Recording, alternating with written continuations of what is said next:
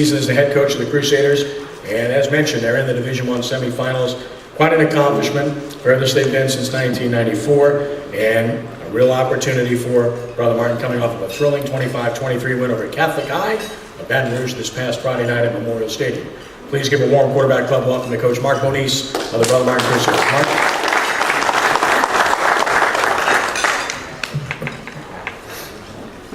Let's always start.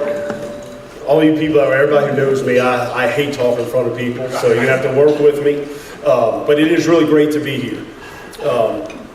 Never really know what to talk about when I come up here or I come to the quarterback club meeting. Mr. Trey is never really a good help either. He just, just talk about your program. Well, I'm up here today. It's the week of Thanksgiving, you know, so for me, I think it's fitting to talk about what I'm thankful for, what we're thankful for here at Brother Martin. First of all, I'm thankful to be here. Thank you. It's such a great friend of Mr. Trahan. He does a great job. Let's give him a round of applause first. But I'm also selfishly grateful to be here because if you're speaking at this time during the season, it means you're still in the playoffs. So that's why I'm the most grateful about being here is because we're still in the playoffs. Very happy for our kids. Last couple of years have been rough. This year at times, we've had some tough times, but our seniors have been great, resilient kids. Our success this year has come strictly from, I believe, our senior leadership and their resiliency, which could definitely be seen in our thrilling win last week over Catholic. Jumped out to a lead early in the second half and let Catholic back in. Okay, you can't do that to great football teams, and we did. Had some things snowball, and our defense saw, I think it was a three possession lead dwindle down. And they give up a hook and ladder play for a touchdown, which we knew was coming. And at that point, we line up to defend the 2-point conversion. And it speaks volumes of our football team. The next play, they throw a fade, which I thought was great defense, and they call pass interference on it. So Catholic High School then lines up, from 1.5 yards away from the end zone. And at that point, in this day in society with things going wrong, a lot of kids would have given up. But our kids, and I talk about our kids, I talk about our defense because our defense is led by about eight seniors who've been through a lot. And they have to defend. Everybody knows that the running back from Catholic Geist is going to get the football as one of the best in the state.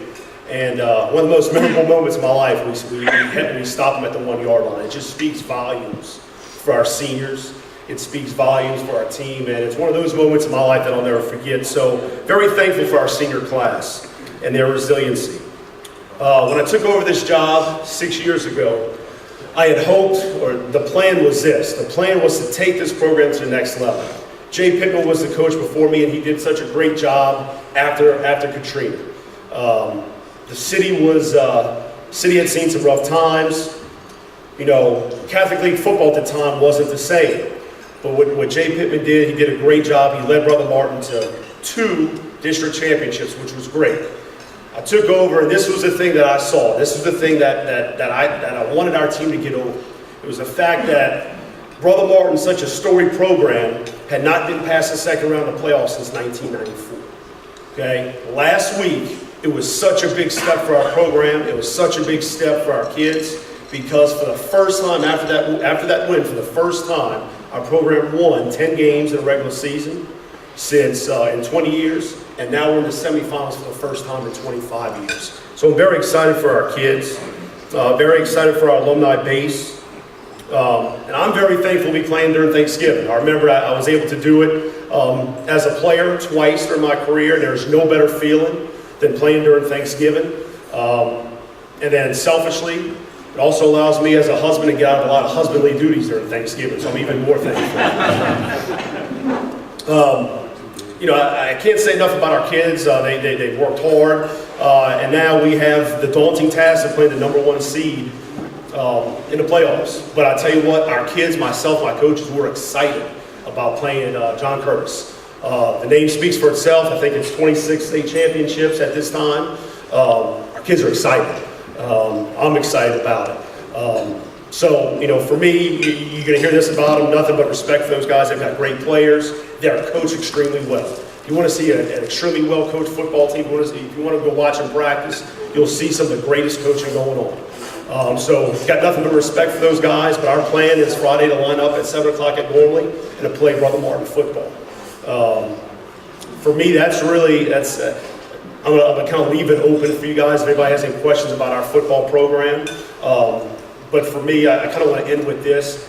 Once again, I'm very thankful to be here. And sometime this week, obviously being during Thanksgiving, find somebody or find people in your lives, and please let them know how thankful you are for having them in your lives. Do you have any questions? Raise your hand. Yes, sir. Questions. Who made the stop on the goal? Roderick Teamer. 37 was in there too. He was. He came in, hit Ben Fatty and Teamer. Teamer made the initial hit, and Ben Fatty came up and made sure there was no surge into the end zone. What's on recruiting? Recruiting right now, the only guy that's been offered for us right now is Brendan Hayes. He's been offered by, the only SEC school he's been offered by up to this point is Mississippi State. But he has about 27, 28 different offers. Great football players. He's not quite 6'5", between 6'4", 6'5". He's actually gained weight during the off season, or during the in season. He's probably about 262 pounds right now. Great player. Jared West has committed to, before the season, committed to Northern Colorado. I think he will be looked at by some other schools. He's had a great year. He's rushed for about 1,700 yards, 20-plus touchdowns. He's had a great year for us. The one for me that I'm waiting for somebody to pull the trigger on is Rod Teamer. He's been an outstanding player for us over the last 3 years. He's played 3 different positions. He's played inside linebacker, he's played outside linebacker, or strong safety. He's also played free safety for us. So he went down to UL camp. He reduced his 40 time in the off season by about 0.2 of a second. He's running about a 4.57 right now. He's jumping vertically at about 38 inches. He's the heart and soul to me of our team and our defense. So for me, he's a guy I'm waiting. There's a whole bunch of schools that are calling about it, but no official offers. I'm hoping within the next couple of weeks he'll get an official offer. Yes, sir. Coach, as a fellow alum and part-time 8th grade coach, I'm proud of you and your team. Also, all of your players are very fine young men. And I think that stems from you being a great leader to these young guys. Also, being part of the younger program, the 8th and the 9th grade, which I am, in another sport, but I still come and support your football program as much as I can on the sidelines. And these young men really appreciate seeing alums and seeing other coaches come and support them. And your younger program has a lot of talent in it. The 8th grade has a few guys, the 9th grade has a few guys, and it's good to see that you could stem some of them younger guys in your program now. And that would only help develop them become leaders and seniors when they're juniors and seniors in their program. So, well, first of all, thank you for the compliment. It's always great to see you, see you around, and obviously you play such an important role in developing our young players. As Robbie knows, this is important. This year is very important for us. It's that next step we talked about, getting to the semifinals. We have a lot of kids that are walking the halls that now are excited about football, and that's one big reason why Robbie has all kinds of kids in wrestling. We're expecting the same thing football-wise now. All the kids in school with the renewed enthusiasm with football. We have more guys out there. You guys, our junior high coaches, do such a great job of introducing the fundamentals. But this was such an important step for us. Because of that, the foundation has been laid. Now more guys are coming out. We do have such a successful young program or good caliber guys. So now, when you get all those kids involved in 1,200 kids in our school, when you get all those guys involved in your program, nothing but success is going to come. That's why it was such a big step for us this year. maybe I have a second part of the question. And I do see in your program a lot of your players that play multiple sports, and I think that's very good amongst the coaches to allow the students to play multiple sports because it develops them in different ways. Basketball has a different way of developing a kid. Football has a different way, wrestling. And, back in my time, we played every sport from one to the next. And over the last, I'd say 10 or 12 years, I've seen kids and coaches be very selfish to only want that kid to play their sport. And I think the basketball team, the wrestling team, the baseball team has allowed through the Brother Martin administration to say, hey, we want you to play other sports. And I've listened to other coaches say, hey, I want you to go try other sports. Because maybe football, your sport, might not be for everyone, but they can find a niche somewhere in the athletic program. So yeah, there's no doubt about that. I'll give you kind of a brief statistic. We don't 10 through 12, we don't have quite 100 guys in our program, right in the low 90s, high 80s to low 90s after attrition. But I think of our football players, there are only 18 guys that play football. So it says a lot for, it does. Our coaches do a great job of working together. My big thing when it comes to multiple sport players, I just need them in a weight room during off season. I want them doing other sports. I think it's important because of this. It breeds competition. You can't get that competition. You can't get that ultimate competition unless they're competing in the football, in the baseball, in the basketball, in the wrestling. So for me, it's very important that they're playing multiple sports. My big thing, like I said, we need to make sure our kids are in the weight room in order to maintain safety, get bigger, get stronger, and to make sure that they're mature in the steps they need to be better players. But I appreciate that. Yeah, I can't speak highly enough about Coach Wisniewski, our baseball player, obviously Coach Dotrieve, our wrestling coach, our baseball coach, Coach Beal, our basketball coach, Coach Dotrieve, our wrestling coach. I think we do a great job in sharing athletes. You hear all the horror stories of schools of sharing athletes. We really don't have that problem. Obviously, at sometimes there'll be an argument here or there, but we do a great job of the coaches taking it and letting the coaches deal with it and then leaving the kids out of it. I'm going to tell you, since I've been there, I think this is my 9th year, it's gotten better and better and better. And that's, when you share your athletes and you have your best athletes in all those programs, you're seeing why we've been successful in all of our programs up to this point. Anybody else? Yes, sir. Yeah, I believe, didn't St. Aug beat John Curtis earlier this year? They sure did. Okay, did they show you anything to help make you successful against them? Yeah, what we're going to do is that we called St. Aug, we asked to borrow 3 or 4 of their players this week, and so we should be in a good spot. No, I'll tell you this, Coach Crutchfield and them did a great job defensively in stopping them. So there's some things that we saw from that film, and I'll tell you this, some other schools kind of tried to implement what Coach Crutchfield and St. Aug did to them. They tried to implement those schemes, and when they executed correctly, it was a great scheme, But obviously there's some things that we can't quite do that St. Aug does, matchup-wise. But there is, there are some different things that we've taken from all the film that we've watched and incorporated and tailored to fit our defense. And so I think we're going to have a great plan. Now, as always, this is what I tell our coaches: as long as the plan is sound. Now, the toughest thing about playing at John Curtis is this: is that in Select 1A football, you don't see what Curtis does. Okay, so we have 1 week to prep what Curtis does. The big advantage that St. Aug had was that they had 2 weeks to prep.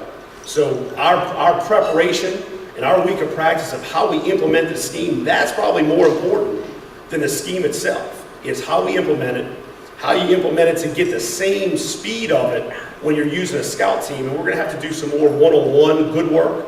The problem there is that at the end of the season, you're banged up a little bit. You don't want to do too much where you risk injury.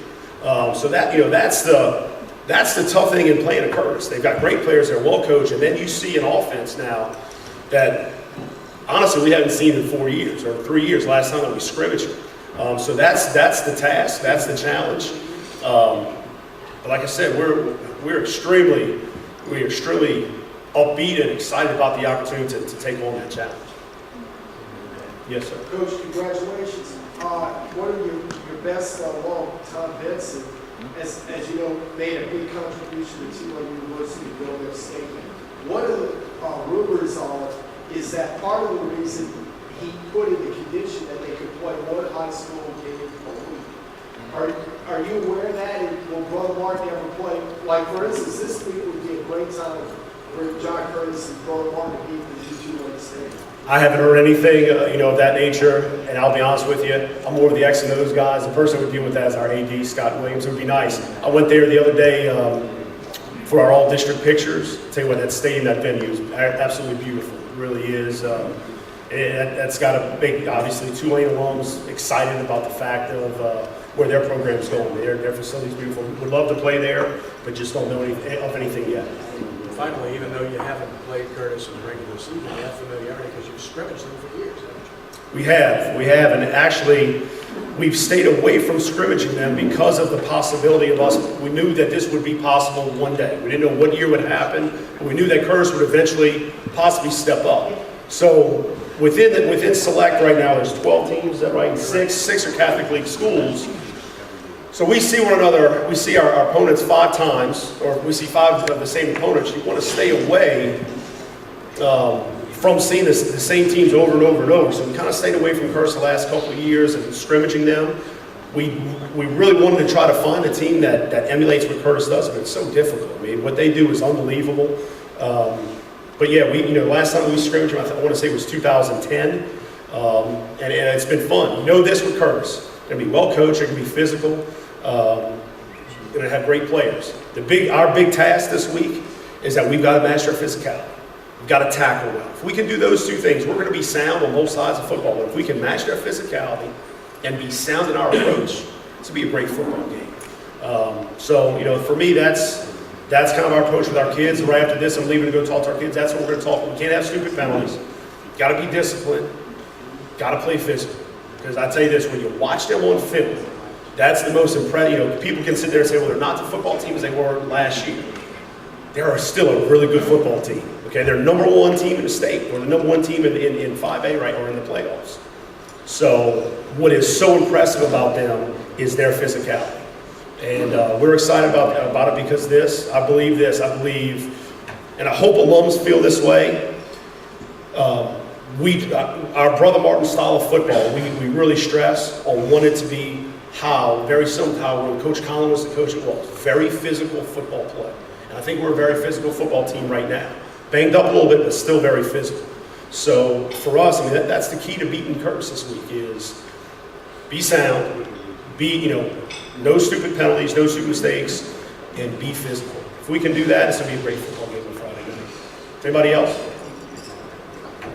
Thank you all once again for having me. It's been great.